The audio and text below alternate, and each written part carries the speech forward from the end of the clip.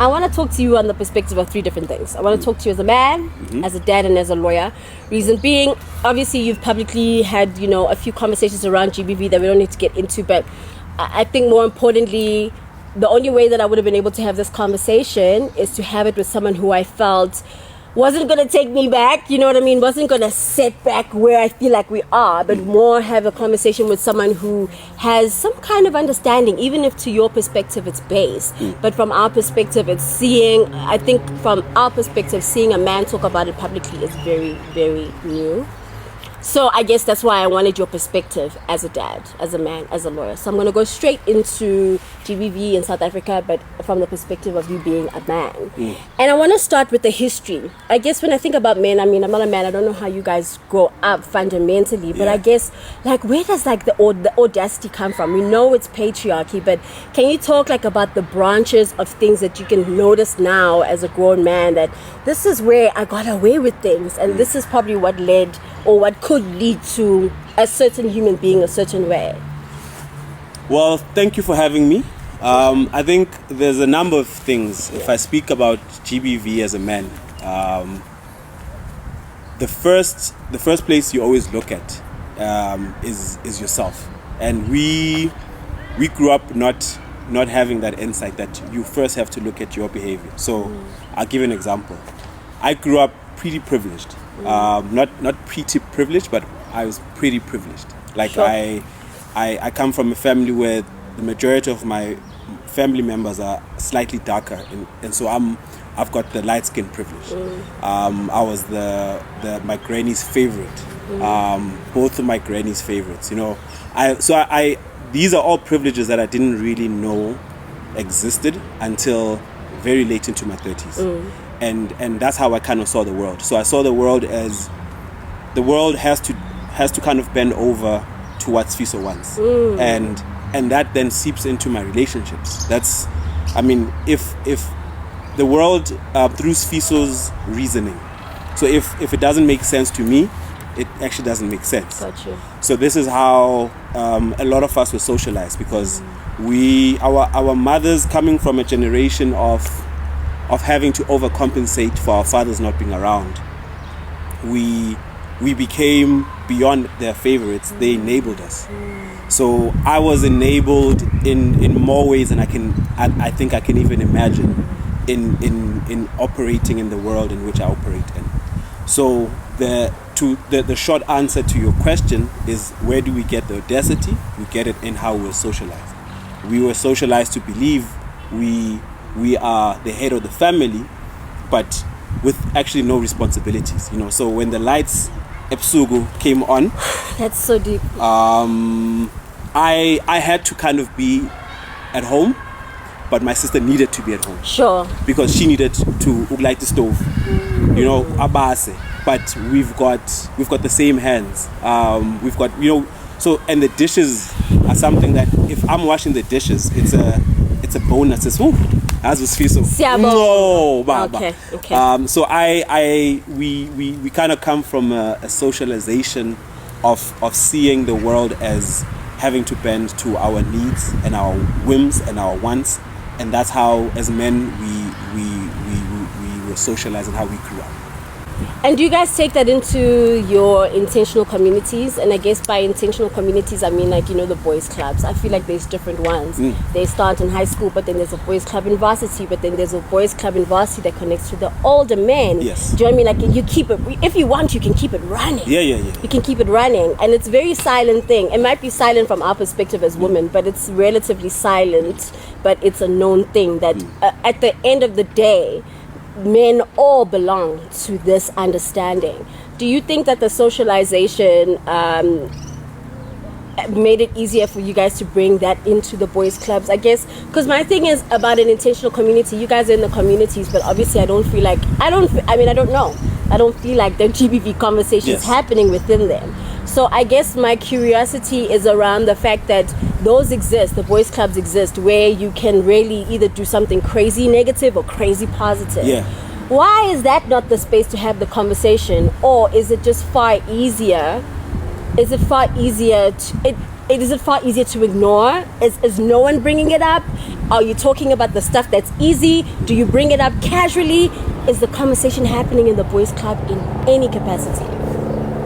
Personally, we used to speak about the abuse, but we used to speak about it on a very surface level.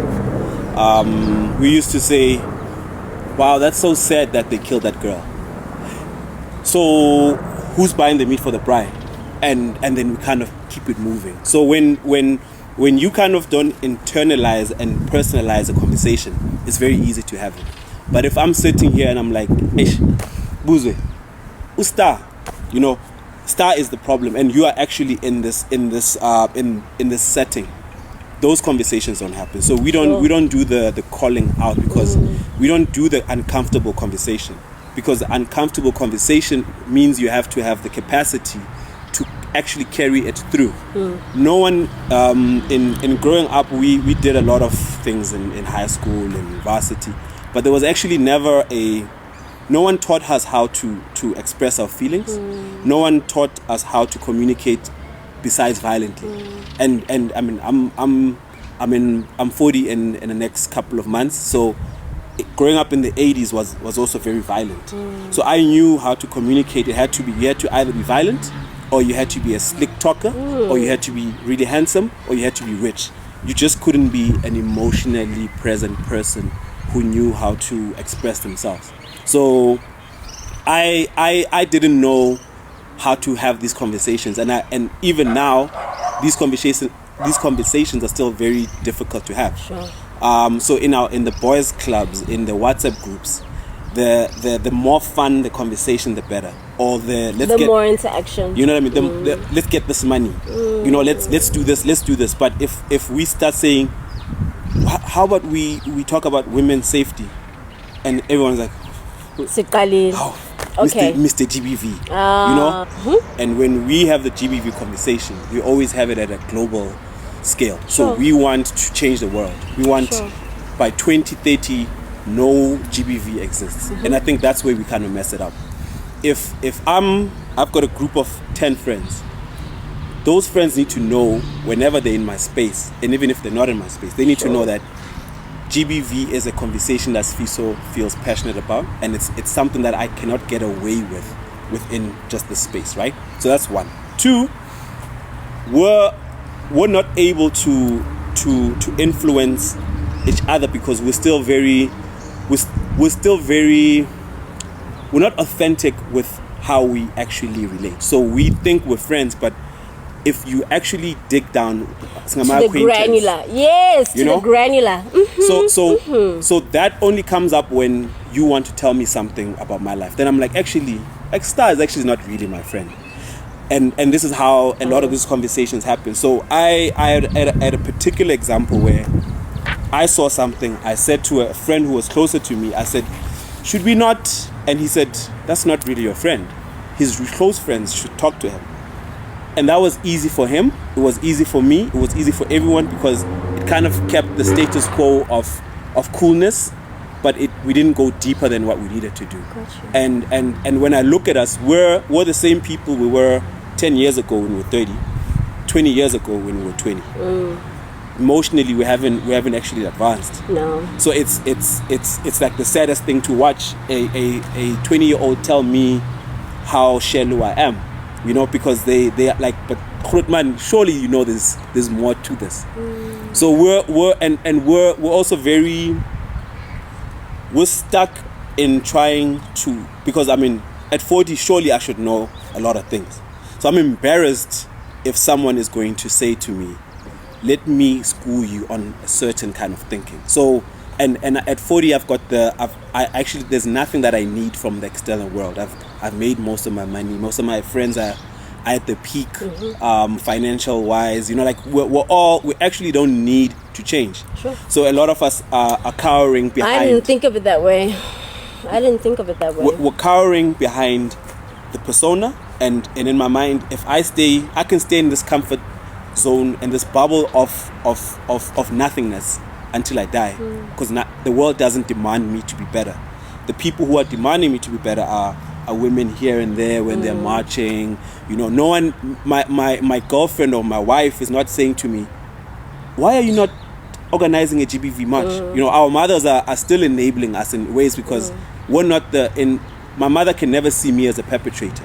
She always says, yo, uban ban, but never me.